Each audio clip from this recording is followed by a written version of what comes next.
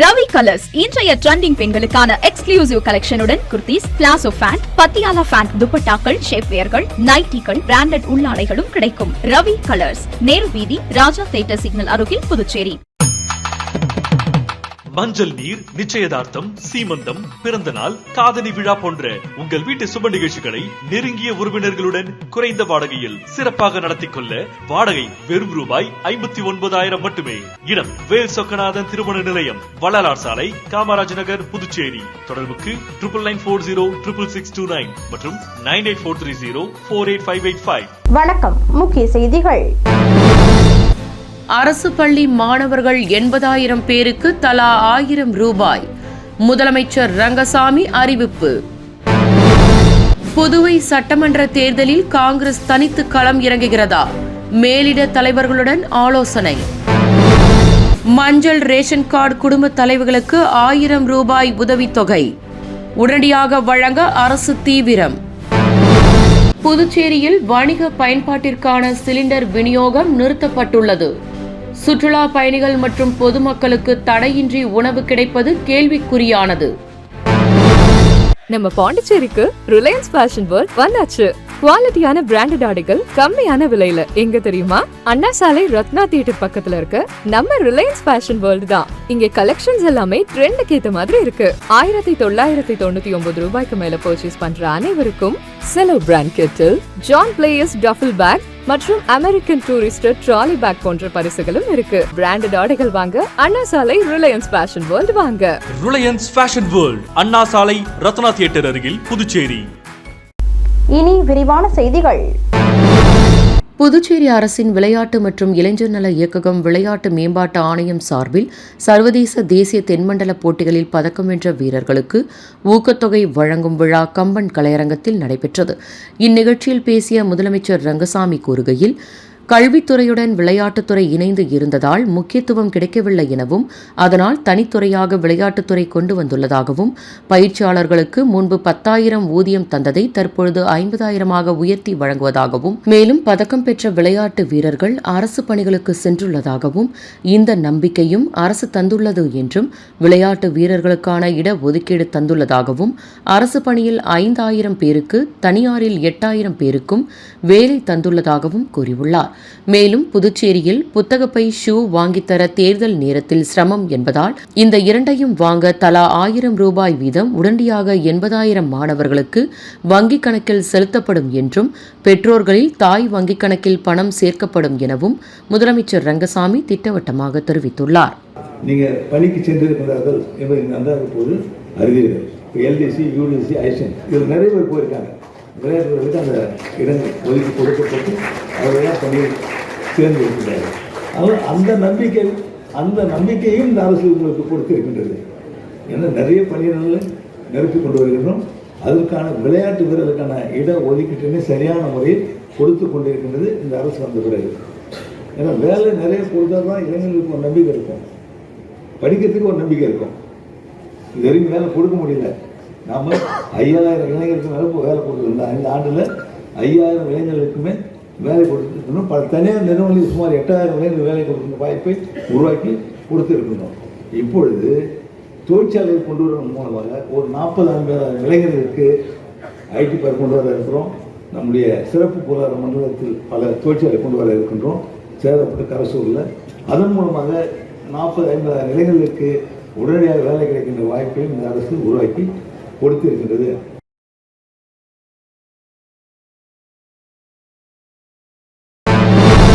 புதுவை தனி மாநிலமாக இருந்தாலும் தேர்தலில் பெரும்பாலும் தமிழக கூட்டணியே தொடரும். ஆனால் புதுவையில் இந்தியா கூட்டணி நீடிக்குமா என்ற கேள்வி தற்பொழுது எழுந்துள்ளது. ஏனெனில் கடந்த தேர்தலில் பெற்ற தொகுதிகளை விட கூடுதல் தொகுதிகள் கூட்டணிக்கு தலைமை என்பதில் காங்கிரசும் திமுகவும் பிடிவாதமாக உள்ளனர். காங்கிரஸை பொறுத்தவரை தமிழகத்தில் திமுக தலைமை, புதுச்சேரியில் காங்கிரஸ் தலைமை என்பதுதான் நீண்டகால நடைமுறை என தெரிவித்து வருகின்றனர். அதேபோல் காங்கிரசுக்கு 20, திமுகவிற்கு 10 தொகுதிகள் என அடிப்படையில் பல தேர்தல்களில் பங்கீடு பின்பற்றப்பட்டுள்ளது. தெரிவிக்கப்பட்டுள்ளது. இந்த முறையும் இதே தொடரும் என காங்கிரசார் தெரிவிக்கின்றனர். திமுக தரப்பில் எதிர்க்கட்சி அந்தஸ்து உள்ள தங்களுக்கு தான் தலைமையும் கூடுதல் தொகுதியும் என வலியுறுத்தி வருகின்றனர். இதனிடையே மாநில காங்கிரஸ் தலைவர் வைத்திலிங்கம், முன்னாள் முதலமைச்சர் நாராயணசாமி மற்றும் காங்கிரசார் டெல்லியில் முகாமிட்டுள்ளனர். அவர்கள் காங்கிரஸ் மேலிட தலைவர்களை சந்தித்துள்ளனர். அப்பொழுது கடந்த தேர்தலில் திமுகவிற்கு கொடுத்தது போல் இந்த முறையும் தொகுதிகளை வழங்கக்கூடாது எனவும் 2016ஆம் ஆண்டு தேர்தலில் கூட்டணியில் திமுகவிற்கு 9 தொகுதிகள் ஒதுக்கப்பட்டது. அதனையே தற்பொழுது தேர்தலில் பின்பற்ற வேண்டும் எனவும் கேட்டுக்கொண்டனர். தேவைப்பட்டால் தனித்து கூட போட்டியிட்டு தேர்தலுக்கு பின் கூட்டணி அமைக்கலாம் என தெரிவித்துள்ளனர். இதுவரை தமிழகத்தில் அமைந்த காங்கிரஸ் திமுக கூட்டணியே புதுச்சேரியில் தொடர்ந்துள்ளது. 2001ஆம் ஆண்டு தமிழகத்தில் அதிமுக காங்கிரஸ் பாமக கூட்டணி அமைத்து தேர்தலை சந்தித்தது. ஆனால் புதுவையில் காங்கிரஸ் தனி அணியாகவும் அதிமுக பாமக ஒரு அணியாகவும் தேர்தலை சந்தித்தது. இதுபோன்ற நிலையில் தற்பொழுது புதுச்சேரியில் ஏற்படலாம் எனவும் தெரிவிக்கப்படுகின்றது. இதனிடையே இந்தியா கூட்டணியில் இடம்பெற்றுள்ள இந்திய கம்யூனிஸ்ட், மார்க்சிஸ்ட் விடுதலை சிறுத்தைகள் திமுகவின் தலைமையை விரும்புகின்றனர். இதை திமுக ஒருங்கிணைப்பாளர் ஜெகத் ரட்சகன் சந்தித்தும் தெரிவித்துள்ளனர். இதனால் காங்கிரஸ் தனி அணி அமைத்தால் இந்த கட்சிகள் கூட்டணியில் இடம்பெறாது என்றும், அதே நேரத்தில் புதுச்சேரியில் புதிதாக தொடங்கியுள்ள சில கட்சிகளும் இணைந்து தேர்தலை சந்திக்க வாய்ப்புள்ளதாகவும் தெரிவிக்கப்பட்டுள்ளது. புதுச்சேரி சட்டசபை தேர்தல் அறிவிப்பு விரைவில் வெளியாக உள்ளது. இதனால் மக்கள் நலத் திட்டங்களை வேகப்படுத்திய அரசு முடிவெடுத்து வருகின்றது. தேர்தலை குறிவைத்து மகளிர் திட்டங்கள் வேகப்படுத்தி வருகின்றன. சிவப்பு ரேஷன் கார்டு வைத்துள்ள மகளிர் உரிமைத் தொகையை 1000 இருந்து 2500 அரசு உயர்த்தியது. மேலும் 2 மாதத்திற்கு சேர்த்து 5000 வங்கியில் அரசு செலுத்தியுள்ளது. இது இன்ப அதிர்ச்சியை கொடுத்துள்ளது. மேலும் மஞ்சள் ரேஷன் கார்டு வைத்துள்ள குடும்பத் தலைவிகளுக்கு 1000 வழங்கப்படும் என முதலமைச்சர் ரங்கசாமி தொடர்ந்து அரசு விழாக்களில் அறிவித்து வந்தார். இந்நிலையில் எந்த நலத்திட்டங்களிலும் உதவி பெறாத மஞ்சள் ரேஷன் கார்டு வைத்துள்ள குடும்பத் தலைவிகளுக்கு 1000 வழங்குவதற்கான கோப்பு நிதித்துறை ஒப்புதலுக்கு அனுப்பி வைக்கப்பட்டுள்ளது. இதற்கு ஒப்புதல் கிடைத்ததும் விரைவில் ஆளுநர், முதலமைச்சர் திட்டத்தை தொடங்கி வைப்பார்கள் எனவும், 1 லட்சம் மஞ்சள் ரேஷன் கார்டுதாரர்களுக்கு உரிமைத் தொகை வழங்க 10 கோடி நிதி தேவை எனவும், எனவே பல துறைகளில் உள்ள கூடுதல் நிதியை நிதித்துறை ஆராய்ந்து வருகிறது என்றும், தேர்தல் தேதி அறிவிக்கும் முன்பு உரிமைத் தொகை திட்டத்தை தொடங்க அரசு தீவிரம் காட்டி வருவதாகவும் தெரிவிக்கப்பட்டுள்ளது. ஈரான் மீது இஸ்ரேல், அமெரிக்கா நடத்தி வரும் போரால் உலகளவில் எரிபொருள் தட்டுப்பாடு ஏற்பட்டு வருகின்றது. நாடு முழுவதும் பெங்களூர், மும்பை உள்ளிட்ட முக்கிய நகரங்களில் வணிக சிலிண்டர் விநியோகம் முழுமையாக நிறுத்தப்பட்டுள்ள நிலையில் முக்கிய நகரங்களில் உணவகங்கள் மூடப்பட்டு வருகின்றன.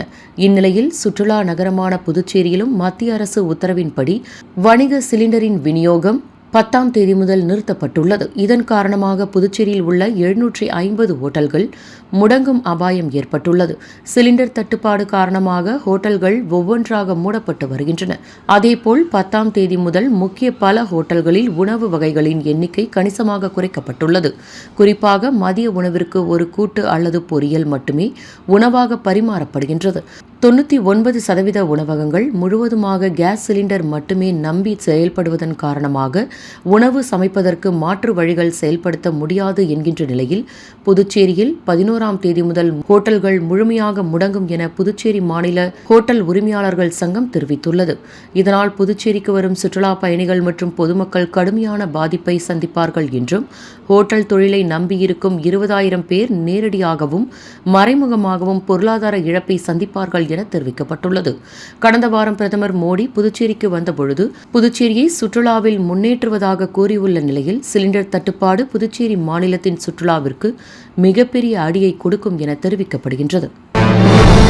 புதுச்சேரி அரசின் விளையாட்டு மற்றும் இளைஞர் நல இயக்ககம் விளையாட்டு மேம்பாட்டு ஆணையம் சார்பில் சர்வதேச, தேசிய, தென்மண்டல போட்டிகளில் பதக்கம் வென்ற வீரர்களுக்கு ஊக்கத்தொகை வழங்கும் விழா கம்பன் கலையரங்கத்தில் சிறப்பாக நடைபெற்றது. விளையாட்டுத்துறை இயக்குநர் சுதாகர் வரவேற்று பேசினார். ஆளுநர் கைலாஷ்நாதன், முதலமைச்சர் ரங்கசாமி ஆகியோர் பதக்கம் வென்ற வீரர்களை பாராட்டி ரொக்க பரிசுகளை வழங்கினார்கள். இவ்விழாவில் சபாநாயகர் ஏம்பலம் செல்வம், அமைச்சர் நமச்சிவாயம், சட்டமன்ற உறுப்பினர் கல்யாண சுந்தரம், அரசு செயலர் கிருஷ்ணமோகன் ஒப்பு, இயக்குநர் சுதாகர் உட்பட பலர் கலந்து கொண்டனர்.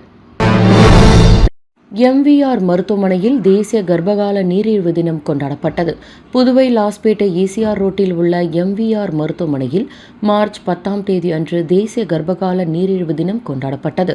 மருத்துவமனையின் நிறுவனர் மற்றும் தலைமை மருத்துவர் டாக்டர் எம்.ஆர். வித்யா தலைமையில் பொதுமக்களுக்கு விழிப்புணர்வு கூட்டம் நடைபெற்றது. இதில் கலந்து கொண்டு டாக்டர் எம்.ஆர். வித்யா கூறுகையில், நம் நாட்டில் இளம் வயதிலேயே நீரிழிவுக்கு முந்தைய நிலை மற்றும் உடல் பருமன் அதிகரித்து வருவதைப் போல் இளம் பெண்களுக்கு அவர்கள் தாய்மை அடையும் பொழுது உடலில் ஏற்படும் ஹார்மோன் மாறுதல்கள், உடல் எடை அதிக அளவில் அதிகரிப்பது, உடல் பயிற்சி இல்லாதது போன்ற பல காரணங்களினால் கர்ப்பகால நீரிழிவு நோய் ஏற்படுவதாகவும், பெண்கள் கர்ப்பம் தரித்தவுடன் இரத்த சர்க்கரை அளவை பரிசோதிக்க வேண்டும் எனவும் கேட்டுக்கொண்டார். மருத்துவர்களின் அறிவுரைப்படி தகுந்த உணவு முறை, உடற்பயிற்சி, உடல் எடை குறித்து கவனம் செலுத்துதல் வேண்டும் எனவும், மேலும் எம்விஆர் மருத்துவமனையின் 15ஆம் ஆண்டு துவக்க விழாவை முன்னிட்டு 30% கட்டண சலுகையில் சிறப்பு பரிசோதனை செய்யப்படுவதாகவும், இச்சலுகை மார்ச் 10ஆம் தேதி முதல் 31ஆம் தேதி வரை கர்ப்பமுற்ற மகளிருக்கு சர்க்கரை நோய் குறித்த இலவச மருத்துவ ஆலோசனை மற்றும் இரத்த பரிசோதனை, உணவு குறித்த ஆலோசனைகளை மருத்துவமனையில் வழங்கப்படும் என்றும் டாக்டர் எம்.ஆர். வித்யா கூறியுள்ளார். ஃபர்ஸ்ட் இப்போ பிரெக்னன்ட்னு தெரிஞ்சதுமே, கர்ப்பம் உறுதியானதுமே எப்படி அந்த டெஸ்ட் பண்றாங்களோ, பிரெக்னன்சின்னு கன்ஃபார்ம் பண்ணதும் சுகர் டெஸ்ட் பண்ணணும். அந்த சுகர் டெஸ்ட் சாப்பிட்டுட்டு 2 மணி நேரத்துல 110க்கு கீழே இருந்தா அவங்களுக்கு அந்த கர்ப்பகால சர்க்கரை நோய் பின்னால வர அடுத்த 2-3 மாசத்துல வரக்கூடிய ரிஸ்க் கம்மி. இருந்தாலும் அவங்க அப்பப்ப செக் பண்ணும், அது டாக்டர் சொல்லுவோம். பட் ஃபர்ஸ்ட் இதை பார்த்துட்டோம்னா அதுக்கு அப்பவே ஒரு உணவு கட்டுப்பாடு, உடற்பயிற்சி அதெல்லாம் ஆரம்பிச்சிட்டோம்னா அந்த அவங்களுக்கும் நீரிழிவு நோய் வர ரிஸ்க தடுக்கிறோம். அந்த குழந்தைக்கும் நம்ம பிறப்புலயே அவங்களுக்கு பிறவி ஊனம்லாம் வராம ஏற்படுத்த நம்ம காப்பாத்தலாம். கர்ப்ப காலத்துல நீரிழிவு நோய் வராம தடுக்க திருமணமாகாத பெண்களும், கல்லூரியில படிக்கிறவங்க, ஏன் இவன் பள்ளி படிப்புல இருக்கிறதுல இருந்தே கவனமா இருந்து வருடத்துக்கு ஒரு முறை ரத்த டெஸ்ட் பண்ணிக்கிட்டா சர்க்கரை நோய் வரக்கூடிய ரிஸ்க் இருக்கான்னு தெரிஞ்சுக்கிட்டு உடல் எடை கூடாம ஆரோக்கியமான உணவு சாப்பிட்டு உடற்பயிற்சி மேற்கொண்டா நம்ம அடுத்து வர்ற தலைமுறைகளை காப்பாற்றலாம் இல்லையா?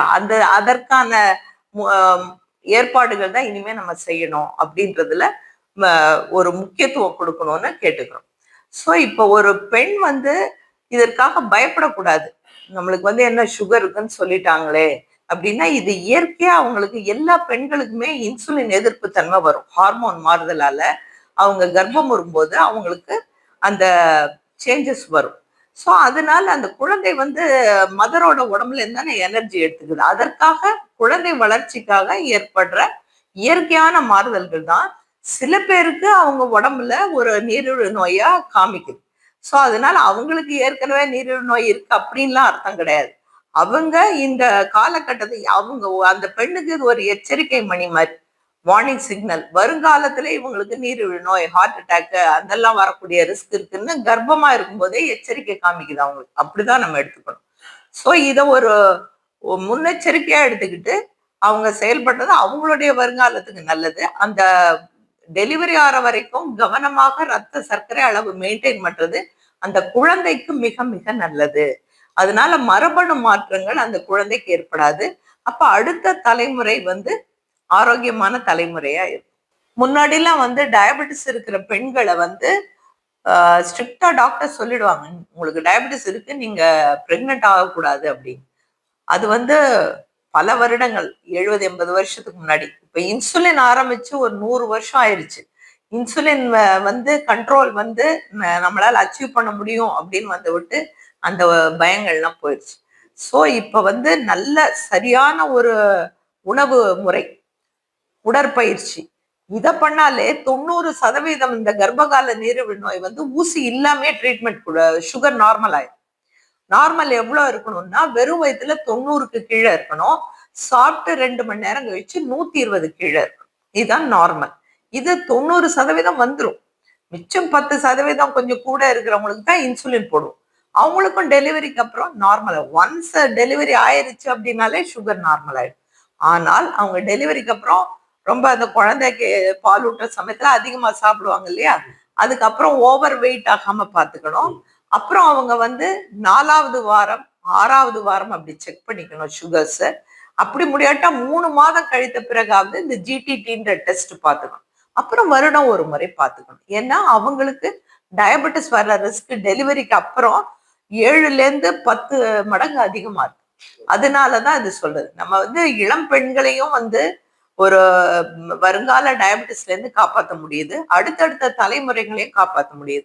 அதுதான் அந்த கர்ப்பகால நீரிழிவு நோய் நம்மளுக்கு ஒரு வாய்ப்பு கொடுக்குது. சமூகத்துக்கு ஒரு நல்லது பண்றது, அடுத்த தலைமுறையை காக்குறதுன்னு 2 வித பெனிஃபிட்ஸ் நம்மளுக்கு கிடைக்குது. இந்த அவேர்னஸ் தான் மக்களுக்கு வரணும். இது அவங்களுக்கு சின்ன வயசுல இருந்தது, குழந்தை பருவத்துல இருந்தது, சுகரை மறைச்சிட்டாங்க அப்படின்லாம் சில பேர் கேட்பாங்க. அப்படி கிடையாது. அவங்களுக்கு முன்னாடி டயபெட்டிஸ் இருக்காது. இல்லாதவங்களுக்கு கூட அவங்க கன்சீவ் ஆகும் போது, அவங்க கருவுறும் போது அது ஹார்மோன் சேஞ்சஸால ஏற்படக்கூடியது. இது அந்த பெண்ணுடைய தவறு எதுவும் கிடையாது.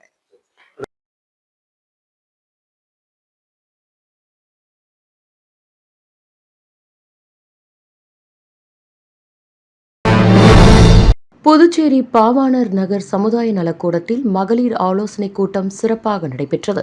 இந்நிகழ்ச்சியில் பல்வேறு சமூக பிரச்சினைகள், பெண்களின் உரிமைகள் மற்றும் அவர்களின் முன்னேற்றம் குறித்து விரிவாக ஆலோசிக்கப்பட்டது. இந்த கூட்டத்தில் சிறப்பு விருந்தினராக IGV பிரபாதேவி வீரராகு கலந்து கொண்டு பெண்களின் பாதுகாப்பு, கல்வி மற்றும் சமூக முன்னேற்றம் குறித்து முக்கியமான கருத்துக்களை பகிர்ந்து கொண்டார். பெண்கள் தங்களின் உரிமைகளை அறிந்து சமூகத்தில் தன்னம்பிக்கையுடன் முன்னேற வேண்டும் என்றும் அவர் வலியுறுத்தினார். மேலும் இமயம் மாற்றுத்திறனாளிகள் மாற்றத்திற்கான நலன் சங்கங்களின் கூட்டமைப்பு, புதுச்சேரி சார்பில் தலைவர் இளையராஜா, துணைத் தலைவர் வளர்மதி, பொதுச் செயலாளர் கோபாலகிருஷ்ணன், பொருளாளர் கனிமொழி மற்றும் உறுப்பினர் கணேசன் உள்ளிட்டோர் கலந்து கொண்டு பெண்கள் மற்றும் மாற்றுத்திறனாளிகளின் நலன் தொடர்பான பல்வேறு கருத்துக்களை பகிர்ந்து கொண்டனர். புதுச்சேரி மரப்பாலம் 4 முனை சந்திப்பில் மாற்றுத்திறனாளியின் இருசக்கர வாகனம் பெட்ரோல் இல்லாமல் நின்றுள்ளது. இதனை பார்த்த போக்குவரத்து காவல் பணியில் இருந்த ஊர்காவல் படையை சேர்ந்த மணிபாலன் என்பவர் மாற்றுத்திறனாளியின் இருசக்கர வாகனத்தை தள்ளி சென்று பெட்ரோல் பங்கில் பெட்ரோல் நிரப்பி கொடுத்துள்ளார். இந்த மனிதநேயமிக்க செயலை அங்கிருந்து பார்த்த முன்னாள் சட்டமன்ற உறுப்பினர் பாஸ்கரன் காவலரை அழைத்து சால்வை அணிவித்து வாழ்த்துக்களை தெரிவித்த சம்பவம் சமூக வலைதளங்களில் தற்பொழுது பரவி வருகின்றது. புதுச்சேரி போக்குவரத்து ஆணையர் வெளியிட்டுள்ள செய்திக்குறிப்பில், புதுச்சேரி போக்குவரத்து துறையின் PY05 AC வரிசையில் உள்ள ஃபேன்சி எண்களை இணையதளத்தில் 17ஆம் தேதி காலை 11 மணி முதல் மாலை 4:30 மணி வரை ஏலம் விட உள்ளதாகவும், இந்த ஏலத்தில் பங்கு பெறுவதற்கு தேவையான பெயர் மற்றும் கடவுச்சொல்லை இணையதளத்தில் நியூ பப்ளிக் யூசர் மூலமாக 10ஆம் தேதி முதல் வரும் 16ஆம் தேதி வரை பதிவு செய்து கொள்ளலாம் எனவும், இவ்வாறு பதிவு செய்தவர்கள் தங்களுக்கு தேவையான எண்களை தெரிவு செய்து அதற்குண்டான அடிப்படை தொகையை செலுத்த வேண்டும் என்றும், அடிப்படை தொகையை செலுத்தியவர்கள் மட்டுமே 17ஆம் தேதி நடைபெறும் ஏலத்தில் பங்கு பெற முடியும் எனவும், இந்த மின்னணு ஏல முறையில் பங்கு பெற விரும்புவோர் அதற்கான வழிமுறைகள் மற்றும் ஏல நிபந்தனைகளை இணையதள முகவரியில் பார்த்து பதிவிறக்கம் செய்து கொள்ளலாம் என்றும், ஒரு குறிப்பிட்ட எண் முன்பதிவு செய்யப்பட்ட வாகனம் அந்த எண்ணை முன்பதிவு செய்த நாளில் இருந்து 90 நாட்களுக்குள் பதிவு செய்ய தவறினால் முன்பதிவு செயலிழந்துவிடும் என்றும், மற்றும் அவருக்கு ஒதுக்கப்பட்ட எண் அவரது உரிமையை இழந்துவிடும் எனவும், இந்த ஏலம் சம்பந்தப்பட்ட பண பரிவர்த்தனை அனைத்தும் ஆன்லைன் மூலம் இணையதளம் வாயிலாக மட்டுமே பெறப்படும் என்றும், நேரிலோ மற்றும் காசோலையாகவோ ஏற்கப்பட மாட்டாது என்றும் இந்த செய்திக்குறிப்பில் தெரிவித்துள்ளார். இனி வருவது புதுவையில் இன்றைய தங்கம் மற்றும் வெள்ளி விலை நிலவரம். இன்றைய தங்கம் வெள்ளி விலை விவரம். புதுவையில் இன்றைய தங்கம் வெள்ளி விலை விவரம் வழங்குபவர்கள் முத்து கோல்ட் ஹவுஸ், பாண்டிச்சேரி. தங்கம் 1 கிராம் 14,885 ரூபாய். இன்றைய தங்கம் வெள்ளி விலை விவரம். வெள்ளி 10 கிராம் 2,970 ரூபாய். இத்துடன் AMN செய்திகள் நிறைவடைந்தன. வணக்கம்.